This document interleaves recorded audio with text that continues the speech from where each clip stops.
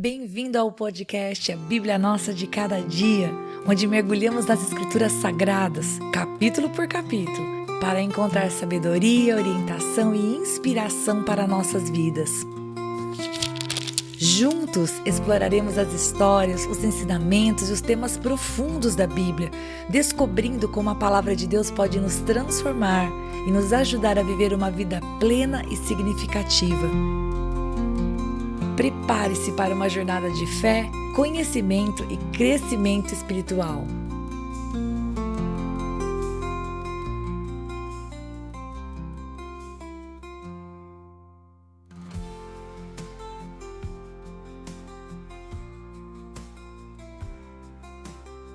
Seja muito bem-vindo para nós meditarmos no capítulo 18 do livro de Levítico. E hoje nós vamos falar sobre as relações sexuais ilícitas, ou seja, talvez você queira ouvir este episódio primeiro antes de conversar com seus filhos. Aliás, honestamente eu acredito que conforme as crianças vão atingindo uma certa idade, é muito importante que os pais conversem em casa a respeito da sexualidade à moda de Deus. Sim, é verdade. Eu sei que para falar a respeito de intimidade para nós pais muitas vezes pode ser um tabu, um desafio, porque talvez nós tenhamos vindo de uma realidade em que não houve essas conversas, como é o meu caso, mas quanto mais eu penso na educação de filhos, na educação de crianças, mais eu penso que se nós temos a verdade, porque a verdade é a palavra de Deus, e Deus fala de todas as coisas, nós precisamos trazer a verdade para os nossos filhos. Quando nós não colocamos o ensino e a verdade para os nossos filhos, eles serão influenciados por outros meios. Eles não terão uma base de proteção. O ensino da palavra de Deus traz a infraestrutura onde tudo pode ser construído da maneira correta. E se a gente não coloca essa infraestrutura, se a gente não coloca essa base, eles podem receber um alimento estranho e ser contaminados na sua maneira de pensar e de agir. Bom, tendo dito isso, vamos ouvir o podcast, depois você decide se é kids friendly, se seus filhos ainda teriam idade para ouvir essa conversa, tudo bem? Bem, nos 30 versículos do capítulo 18, nós veremos o Senhor basicamente, na minha opinião, ensinar sobre dois assuntos principais. Um deles, a respeito das relações sexuais do seu povo. Sim, eu disse que nós vamos nesses próximos capítulos falar de coisas mais próximas do dia a dia. E o Senhor vai separar de maneira clara aquilo que era santo e o que era profano. Uma coisa tem que ser posta aqui. As relações sexuais não eram consideradas sujas da parte de Deus. O Senhor criou o nosso corpo, o Senhor idealizou cada uma das terminações nervosas do nosso corpo. Portanto, as relações sexuais não deveriam ser vistas como sujas, não é essa a intenção. Mas o Senhor ia separar aquilo que era uma prática aceitável da parte dele e aquilo que era repugnante, porque era praticado pelos demais povos. E, inclusive, esse é o segundo ponto que eu vou dizer que é basicamente o que se trata o texto. O Senhor vai dizer que as más escolhas trariam consequências. Os povos que estavam sendo retirados daquela terra haviam praticado todos esses tipos de imoralidade que o Senhor ia dizer para eles, olha, não façam. Inclusive, logo no princípio do capítulo, o Senhor vai dizer, olha, eu sou o Senhor, o Deus de vocês. Não façam como o povo do Egito fez, e não façam como o povo de Canaã faz, porque eles estavam saindo de um lugar para ir para o outro, e o Senhor estava definitivamente dizendo, não tomem o molde dessas nações, porque o que elas fazem não me agrada. E o Senhor começa no versículo 2 dizendo, eu sou o Senhor, o Deus de vocês, e ele vai dizer no último versículo, no versículo 30, eu sou o Senhor, o Deus de vocês. Então tudo que a gente vai ver aqui, mais do que uma lista de proibições, e você vai ver comigo que faz todo sentido o que Deus vai falar, Deus estava sendo muito detalhista. É muito interessante que Deus ele realmente não tem dificuldade nenhuma de falar a verdade. Nós, seres humanos, a gente fica medindo as palavras porque a gente não quer chocar, mas Deus ele foi bem claro. Então ele diz, versículo 1, Deus chama Moisés, fala, olha, diga para o povo que eu sou o Senhor, o Deus deles, e que eles não deveriam fazer como os povos ao redor. Ele fala isso no verso 3.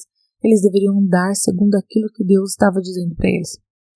Então, no versículo 5, ele vai dizer assim, que os homens deveriam viver através da observância dos juízos e dos estatutos do Senhor.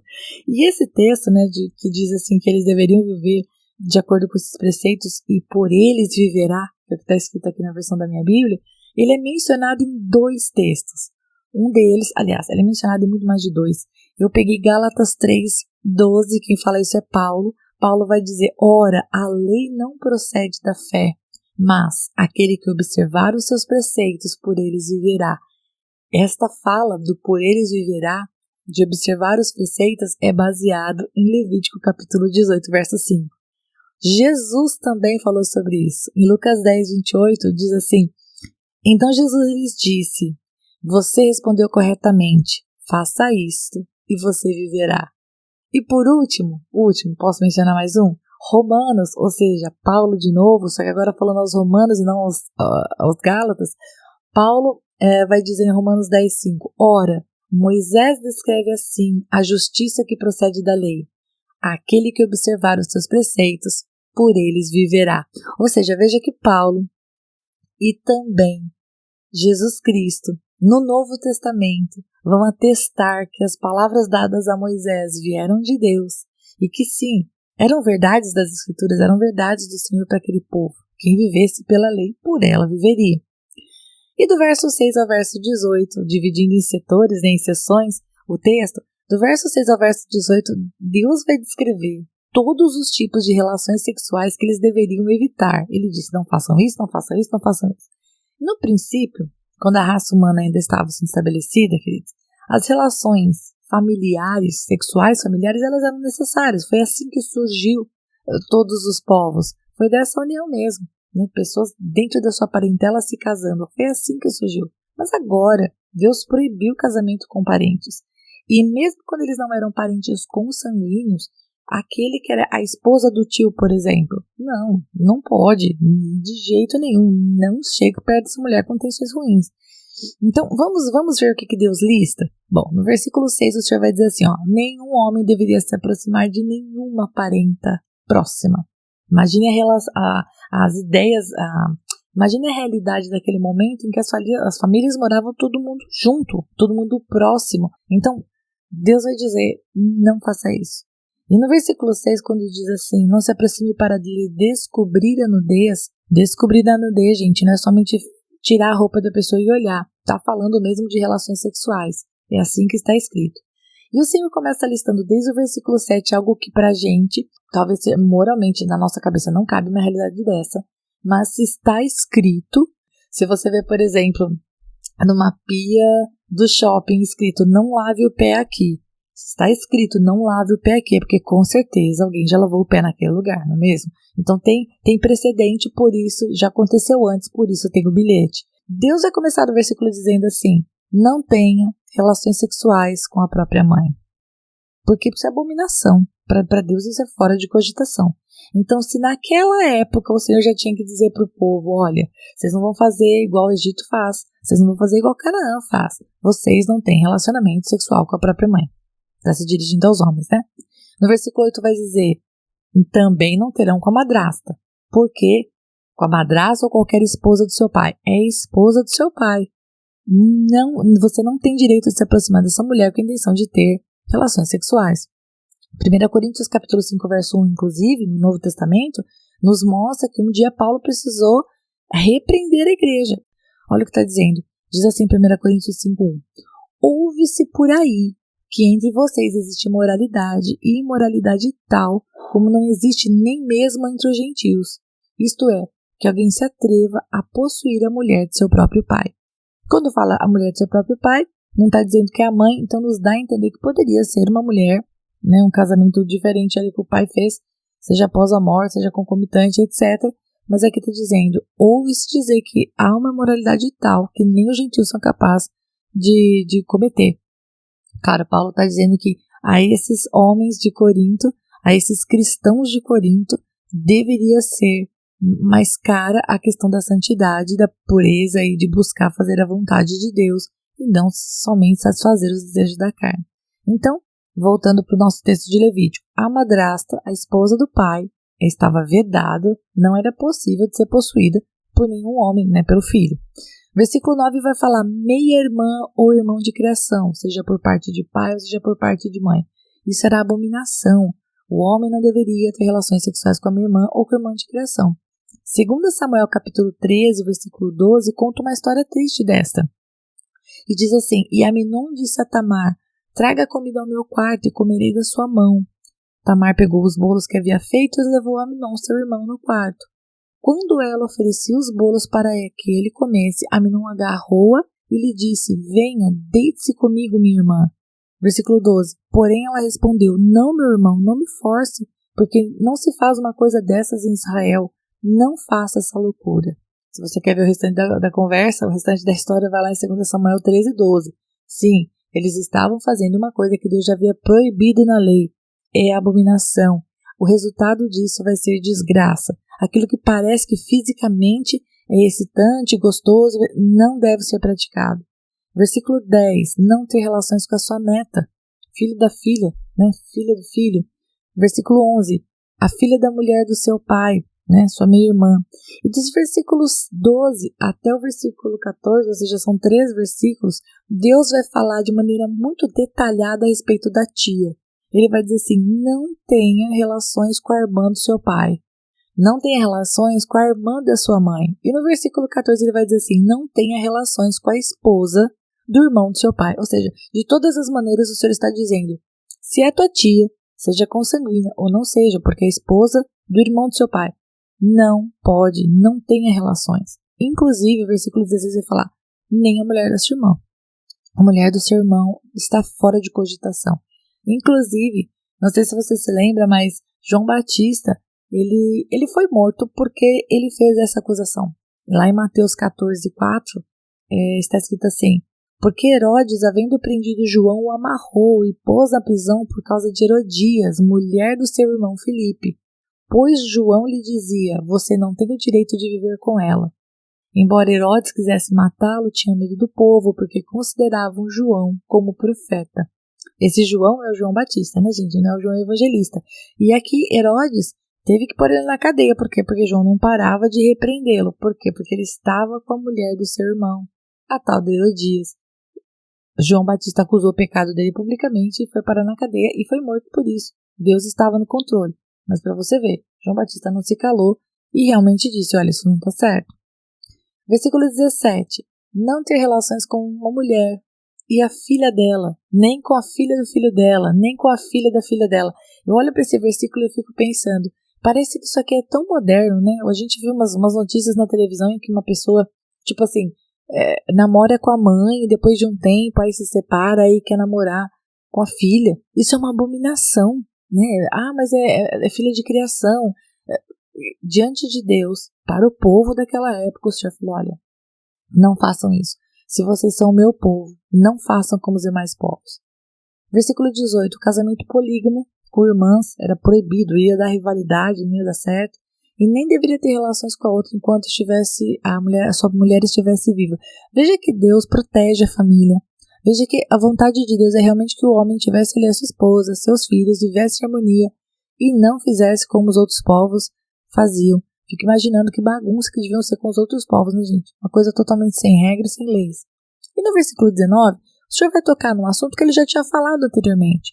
Só que aqui ele vai dizer assim, definitivamente, ele não vai falar de estar imundo ou não estar imundo, como a gente viu no outro capítulo.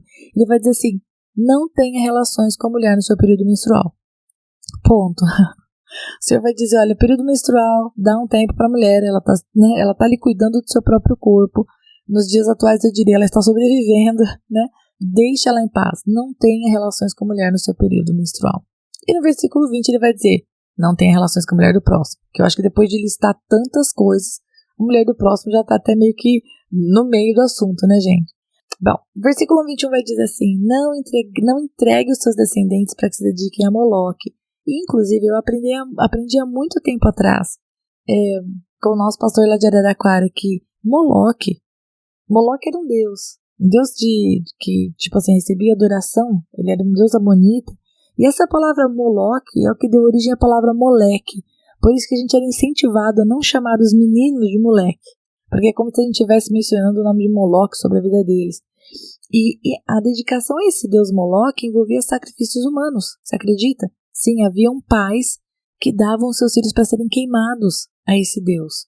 E o Senhor vai dizer que não façam isso. Não façam isso, não entreguem os seus filhos para ser queimados a Moloque. E pode parecer para você meio estranho, né? Esse versículo está no meio de um contexto sexual, mas realmente tem a ver com a destruição do corpo, da prostituição, que nada mais é, né, gente? Essas relações sexuais ilícitas que Deus não aprova, essa coisa que tem mais a ver com a carne, é para destruição. Não é o casamento, não é a pureza do lar, não é a pureza do leito, né, separado para Deus, é uma bagunça. E 2 Reis, capítulo 23, verso 10, vai falar sobre isso, olha. Diz assim, Josias também profanou Tofete, que ficava no vale dos filhos de Inom, para que ninguém queimasse o seu filho ou a sua filha como sacrifício a Moloque. Sim, eles queimavam filhos e filhas para sacrificar a um Deus. Pensa, só Deus na causa, né, gente? Jesus, tenha misericórdia. Então Deus disse, não façam isso. Não façam isso para ninguém, né? Nem para mim, nem para os deuses. Verso 24. Bom, as práticas homossexuais eram proibidas. Então, a Bíblia vai dizer, olha, um homem não se deite com um homem como se fosse mulher. Nesse exato momento, é somente isso que a Bíblia vai falar. Neste versículo. Lá em 1 Coríntios, capítulo 6, verso 9, aí a homossexualidade aparece numa lista, apontando os que praticam esses tais atos não vão herdar o reino de Deus. Olha o que está escrito aqui, ó. Versículo 9 do capítulo 6 de 1 Coríntios. Ou vocês não sabem que os injustos não herdarão o reino de Deus? É uma pergunta que Paulo está fazendo. Vocês sabiam que os injustos, os que vivem na injustiça, os que escolhem deliberadamente o pecado, né? Aqueles que rejeitam o sacrifício da cruz de Cristo? Aí ele continua e fala, não se enganem. Por quê? Porque é muito perigoso se enganar, né? Não se enganem, nem imorais, nem idólatras, nem adúlteros, nem afeminados, nem homossexuais, nem ladrões, nem avarentos, nem bêbados, nem maldizentes, nem roubadores herdarão o reino de Deus. Então, lá no Novo Testamento, o apóstolo Paulo coloca outras categorias para dizer, olha, uma coisa é reino de Deus, outra coisa é reino das trevas. E se nós queremos ser reino de Deus, existe um modelo. Aqui em Levítico, para o povo de Deus, ou para o povo de Israel, o Senhor estava dando tudo bem escritinho. Inclusive, estamos terminando, versículo 23, o Senhor ainda vai dizer uma coisa, uau, chocante, ele vai dizer, nem o homem e nem a mulher deveria ter relações com o animal. Há um silêncio quando a gente lê esse versículo, né? Você fica pensando, meu Deus, que coisa terrível. Bom, Deus precisava dizer isso, nem homem e nem mulher tenha relações com o animal. Se o Senhor precisou dizer, provavelmente é porque essa prática era uma prática recorrente. E a gente vai ver nessa porção agora, do versículo 24 até o 30, que Deus vai dizer que essas abominações, aí ele entra na segunda parte do que eu falei na introdução, Deus vai dizer que essas abominações, que ele estava divertindo o povo, eram exatamente a razão, a causa dos povos terem sido vomitados da terra, o que ele fala no versículo 25 e 28. Ele diz, olha, eu tirei esse povo de lá, porque eles se tornaram perversos. E nesse verso, ele vai dizer para o povo não se contaminar com essas coisas. E qual era a razão? Não vos contamineis com eles. Eu sou o Senhor vosso Deus. Agora, para finalizar o capítulo aplicando para as nossas vidas, Deus é santo. E se nós queremos agradar ao Senhor, toda a nossa vida, cada área da nossa vida, inclusive a nossa vida íntima, faz parte do interesse de Deus. A gente deve viver a nossa vida íntima de acordo com a vontade de Deus. Para nós, que estamos debaixo de uma nova aliança, alguns preceitos se mantêm, né? A relação sexual é algo santo entre o casal. Sexo não é sujo, sexo é bênção. Deus criou isso para ser vivido pelo casal dentro do casamento, de maneira limpa, de maneira santa, de maneira não apenas a gerar filhos, mas também para o prazer do casal. Então não é nada sujo. Mas nós precisamos tomar cuidado para não permitir que as práticas dos outros povos entrem dentro do nosso relacionamento e passem a desagradar a Deus. Rita, quem que determina isso? A palavra do Senhor. Você precisa orar e conhecer a palavra para saber qual é a vontade de Deus sobre isso. E eu vou terminar com um versículo. Está lá em Mateus capítulo 15, de 18 a 20, que fala assim. Mas o que sai da boca vem do coração. E é isso que contamina a pessoa. Porque do coração procedem maus pensamentos, homicídios, adultérios, imoralidade sexual, furtos, falsos testemunhos, blasfêmias. São estas as coisas que contaminam a pessoa, mas o comer sem lavar as mãos não a contamina. Claro, a gente entende o que você estava falando aqui, né? Que a maior contaminação não é aquilo que a gente come. Ok, realmente, você come um negócio contaminado porque você não lavou, você pode quase morrer, eu sei. Mas você pode ter uma diarreia, você pode ter uma ânsia de vômito. Agora, o que realmente contamina o homem é aquilo que está na nossa mente, nas nossas emoções. E isso tem a ver com esses pecados, né, com essas coisas que procedem do coração, os maus pensamentos. Então, que Deus ajude você e que o Senhor Deus me ajude a, em nome de Jesus, mantermos os nossos relacionamentos santos. E que quando a gente perceber qualquer vestígio de impureza, que a gente corra para Jesus, que a gente ore, que a gente lute contra a nossa carne, para não deixar o pecado fazer morada na nossa mente. O marido da próxima, a esposa do próximo estão vedados. Não pode nem passar pela nossa cabeça. Em nome de Jesus. Amém? Deus abençoe muito você. Até o próximo episódio.